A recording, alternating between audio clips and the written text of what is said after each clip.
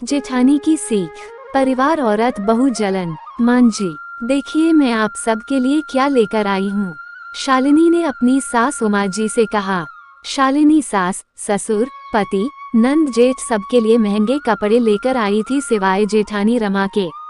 शाम को किचन में रमा को जाते देखकर शालिनी ने कहा, भाभी सुनिए ना, ये लीजिए जेठ जी और बच्चों के लिए नया टैबलेट लेकर आई थी।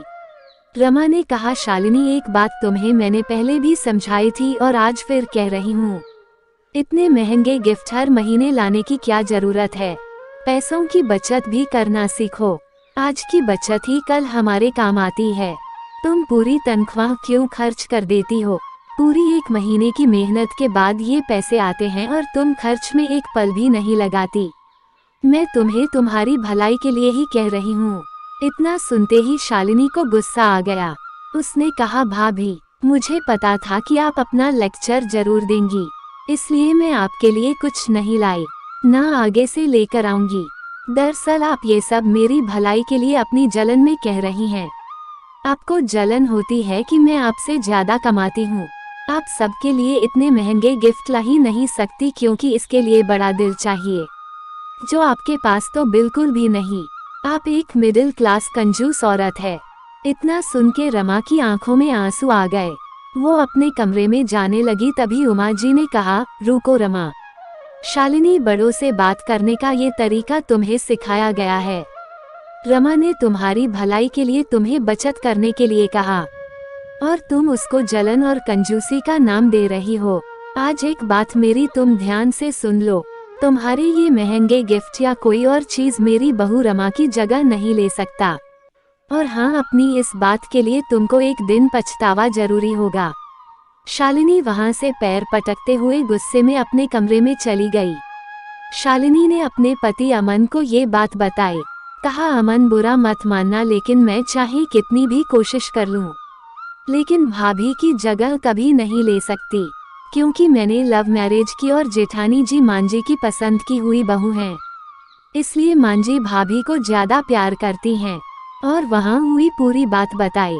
तब अमन ने कहा, शालिनी, आज एक बार फिर मैं भी तुमको समझा रहा हूँ कि तुम जितना गलत भाभी को समझती हो, वो उतनी ही समझदार और सुलझी हुई है।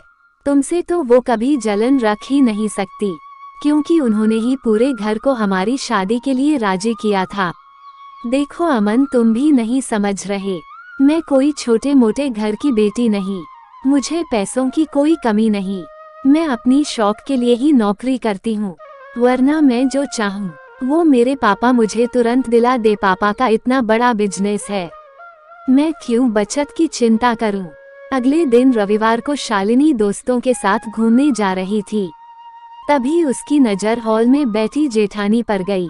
उसने गुस्से से अपना पर्स उठाया और फोन हॉल की टेबल पर ही भूल गई। रमा ने आवाज देनी चाहिए तो उमा जी ने रोक लिया। कहा, जाने दो, वैसे भी एक फोन है उसके पास, अभी आवाज दोगी तो बेकार में नाराजगी झेलनी पड़ेगी। रमा ने हम कहते हुए जैसे ही फोन रखा, देखा तो शालिनी के फोन पर उसके भाई का फोन आ रहा था। रमा ने फोन उठाकर बोलना चाहा कि तभी उसने बिना आवाज सुने रोते हुए बताया कि दीदी जल्दी अस्पताल आ जाओ, पापा को अस्पताल लेकर जा रहे हैं। कहते हुए फोन रख दिया। रमा के साथ पूरा परिवार अस्पताल पहुंचा।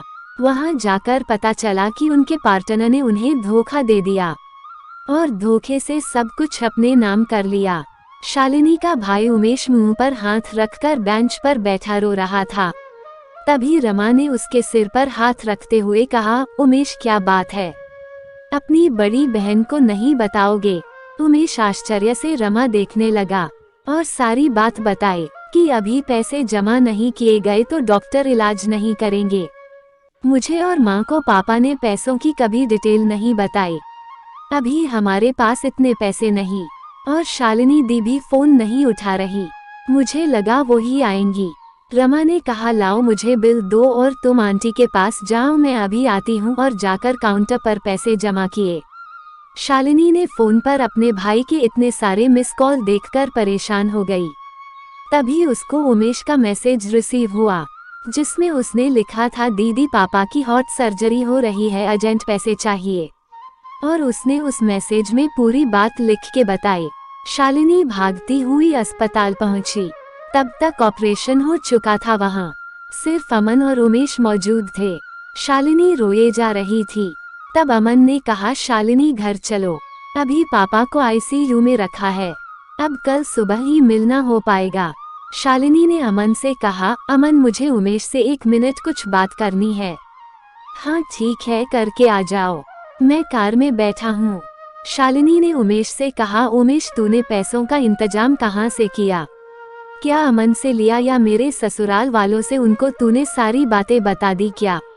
शालिनी मन ही मन सोच रही थी कि अब उसको हमेशा ताने सुनने पड़ेंगे और इनके पास होंगे तो भी ये लोग मदद नहीं करेंगे।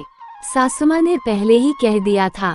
तब उमेश ने कहा, नहीं दीदी, सिर्फ रमा दी को सारी बात पता है और उन्होंने ही अस्पताल के पैसे दिए बिना किसी को बताए।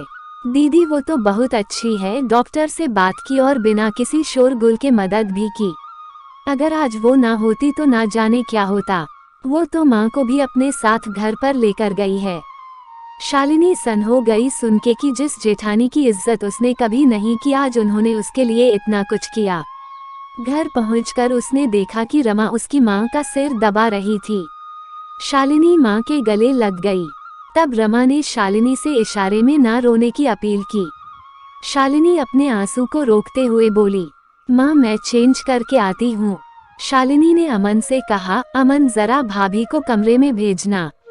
रमा कमरे में आते ही बोली, शालिनी मैंने तुम्हें रोने से इसलिए रोका क्योंकि आंटी जी भी कब से रो रही थी और उनका सिर दर्द होने लगा था। वो घर पर अकेली रहती तो ज्यादा सोचती, इसलिए यहाँ लेती आई कि हम सबके बीच उनको अच्छा लगेगा।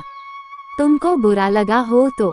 शालिनी ने रमा का हाथ पकड़कर अपना एक हाथ रमा मुंह पर रख के कहा, भाभी बस इतना शर्मिंदा मत कीजिए मुझे, आप मुझे माफ कर दीजिए, मैं आपको पहचान नहीं पाई। आपकी अच्छाई को आपका ढोंग समझ बैठी। आपका एहसान मैं कभी नहीं भूलूंगी।